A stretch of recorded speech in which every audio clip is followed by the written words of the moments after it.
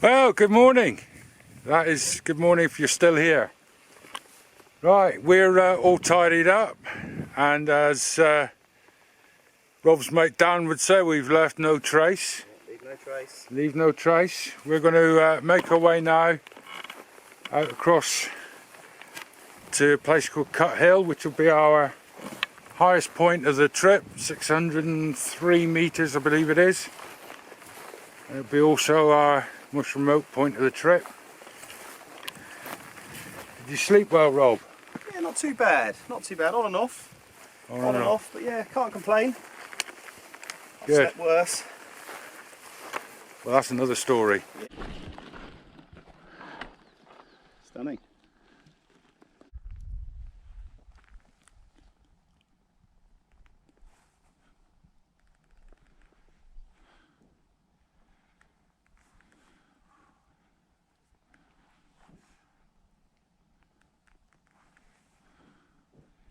Hot, sweaty mess. Hot, sweaty mess. Yeah. 600 metres, this should be your highest point of the day. Good. No, it's beautiful, isn't it? Look at that. It's beautiful up here. Stunning. Beautiful. Very wild. This is, I'm pretty sure this is the old peat cutting. A few years ago they discovered some of the oldest textile remains. Hang on, story man. I've got to hang on for him to get his camera. You can edit that out. You'll be alright. A few years ago they found a kist up here with some of the oldest textile remains yet found. I believe it was a woven bag and some beads and a body of a woman. It was starting to come out of the peat and had to be excavated, but must have been a long old walk carrying a shovel. It's a long enough walk with a pack on your back, isn't it? Yeah. And this is the highest part of Dartmoor, is it? It's the highest point we'll reach today. The highest point we'll reach, 600 metres? 603. 603.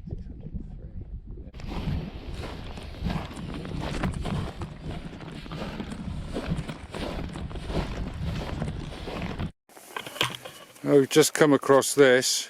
Not 100% sure what it is. I think it might have been an old kist that is a bit twisted now. This would have been a capstone, one of the side stones. The kist is basically a stone coffin. If you'll be buried anywhere, not a bad view to be buried with, is it?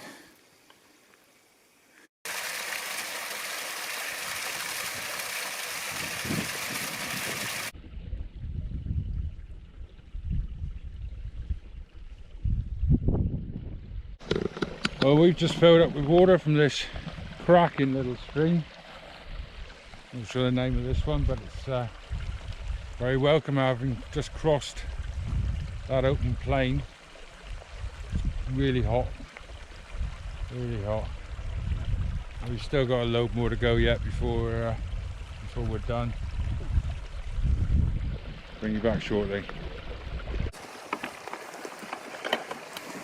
So my pale-faced friend here is starting to become a sort of beetroot colour, and yeah, this is his way out of it. It's a great look, right? Mary Poppins. Yeah, I'm getting eaten by the flies now. Keeps you in the shade, doesn't look pretty, but yeah, I'm going, I don't know if that's going to come out, I'm going a nice shade of lobster, so rather than putting chemicals all over my face and sun cream and whatnot, just put this up and we're good. Good as gold. So yeah. He looks lovely. It's alright for these weather beaten types, you know. Right. On that note. On that note. Well, just climbed up the top of, I think it's Greater Niset, Bigger Niset, whatever Niset it is, I've forgotten. That was a long haul across the open plain. Oh, so I doubt you'll hear me, but we've gone from the Queen of the Moor there, far tour, up to over 600 metres with Cut Hill, and then we've come across this large open plain which doesn't look it but is rolling countryside, and there's somewhere down there you'll probably see Mary Poppins coming up with his umbrella. We're going to stop for lunch here because it's in a breeze, and I haven't told him yet, but we've still got the hardest part to go. Right, catch you soon. Well, lunch break is over. Rob's somewhere behind me now with his Mary Poppins outfit, making our way down off. You know what, I still can't remember what that was called, but we're making our way down off it now, and we've got a pretty big climb ahead. I don't think Rob quite understands how steep this climb is. Then we go over the top, down the other side, and then up again. So I'll bring you back a sweaty mess. Dan, I promise you, he will be a sweaty mess. Right, catch you in a bit.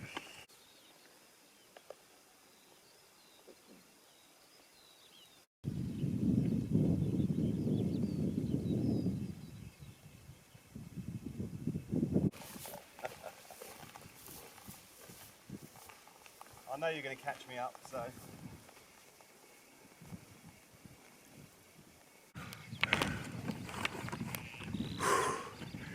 I'm not going to lie, that was a hard climb. Really dry mouth now.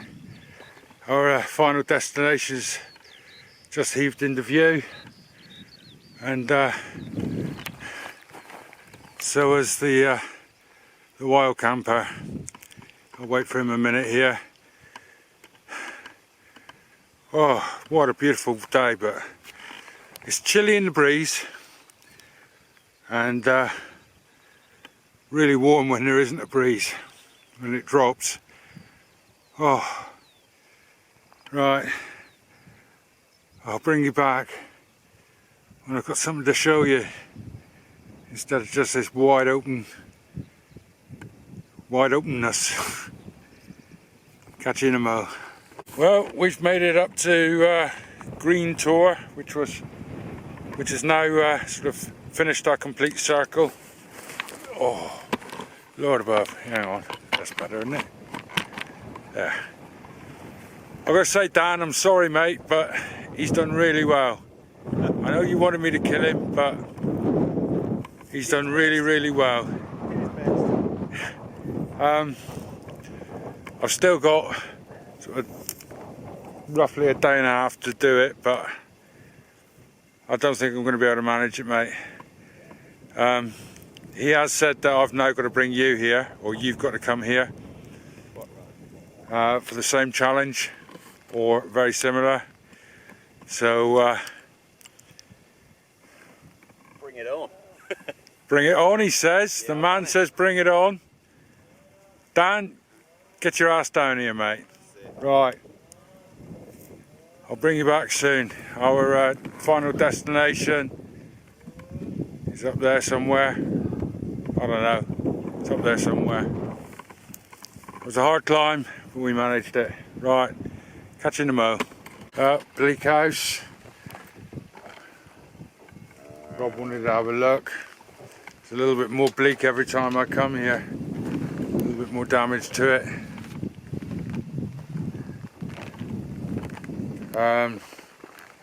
Was the manager of the Peatworks house, but I'm not going to make a big fuss about it now because there are a million videos on it, and I'm sure Rob's going to do something now, so I don't want to ruin it for him.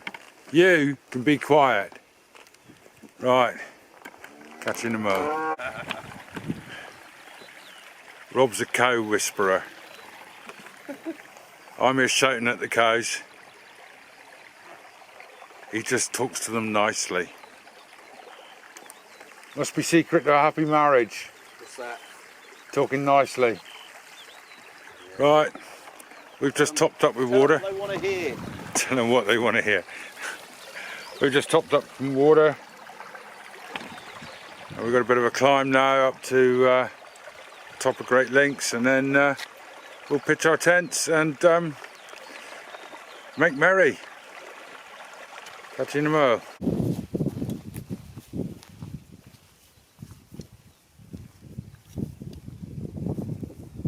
Turn. Right, well, I've made it to home for tonight. Beautiful spot. We'll camp on the other side of the tour, which will be in the wind, but I don't know if we can see. My friend Mary Poppins is there somewhere. He's making his way. Right, bring you back in a mo.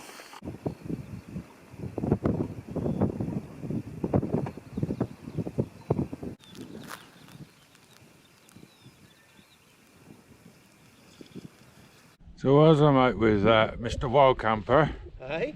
Mr. Wild Camper here, Hello. as I'm out with him, and he's Mr. Gadget Man and shows you all his insides and everything, inside of his tents and everything. Right, yes.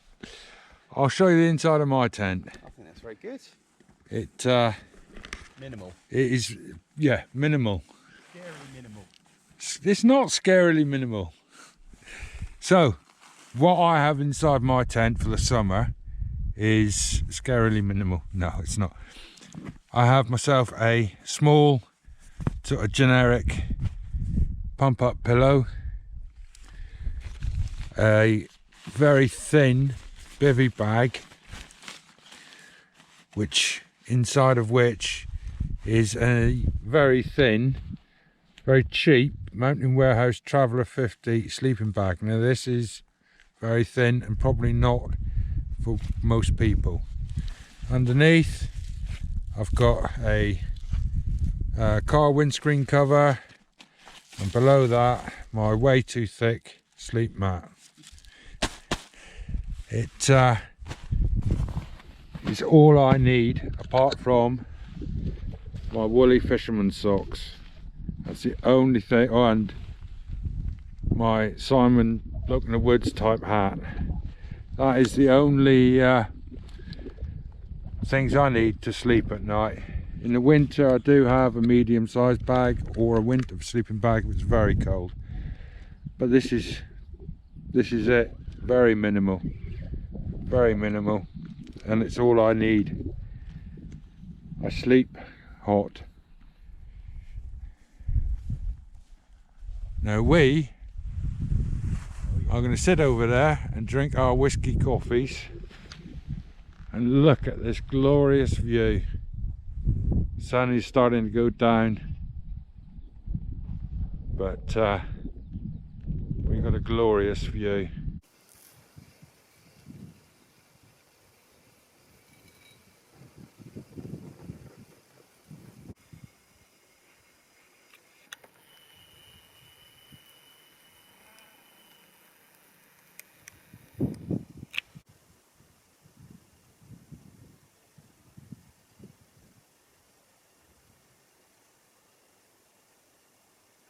I can see a windmill. No, I'm not going to swear.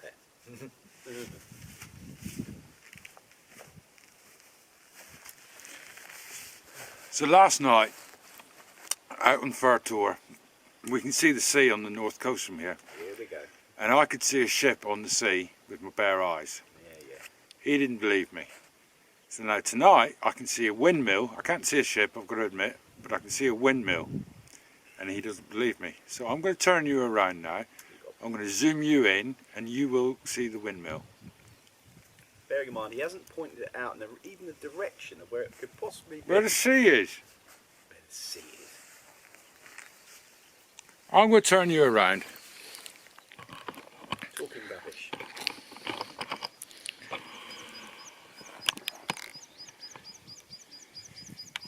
It's the whiskey side.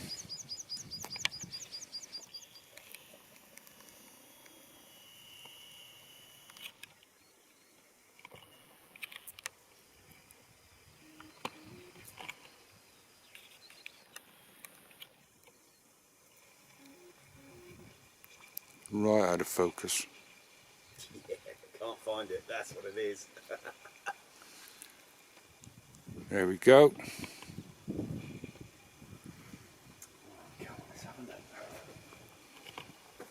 Right in the middle of the screen. Yeah, alright. Still can't see it, am I? Blimey. I've got to hand it to you, my friend, because I can see the skyline. There you go, it's even clearer now, look. I stand corrected. There you go. You can sit down if you want to be corrected. There's still no ships yesterday. There were ships, or a ship. I rather fancy I can see that now with my lovely perfect eyes. Thank you very much.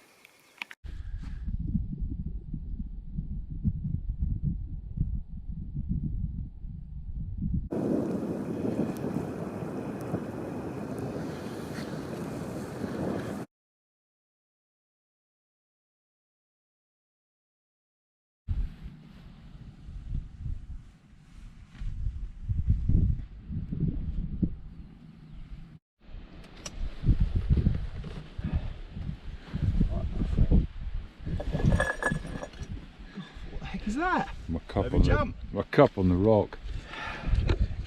Right, we're making our way off. As you can probably see, it's blowing a hooligan and the mist has come down. So it'll be up to Rob to get us off the hill. That's it. We're going that way. It's a proper Dartmoor morning, isn't it? Yesterday when it was absolutely clear, he said, which way are the cars? I said, that way. He said, oh, okay. Just in case, you know. Yeah. It's been an absolute pleasure having you along, Rob. Likewise, my friend. Yeah, no, thanks for inviting me. Thanks for letting me tag along, I suppose. But you know. We've got to get Dan down next. Yeah. Dan, you have got to get here. We have got to drag you around. This man has done really well. He says you're awful, so we're going to get you down here and drag you around. Yeah, he's awful. Yeah. He's a good lad, is our Dan. So I'm going to leave you here, say goodbye, because there will be absolutely no views to view on the way back. Thanks for joining us. If you've stayed this long, which I very much doubt you have, and I'll catch you on the next one. Anything to say for yourself, young man? No. Proper job. I wish Ant was like that. Ant, take a leaf out of his book. Right, catch you later. Goodbye.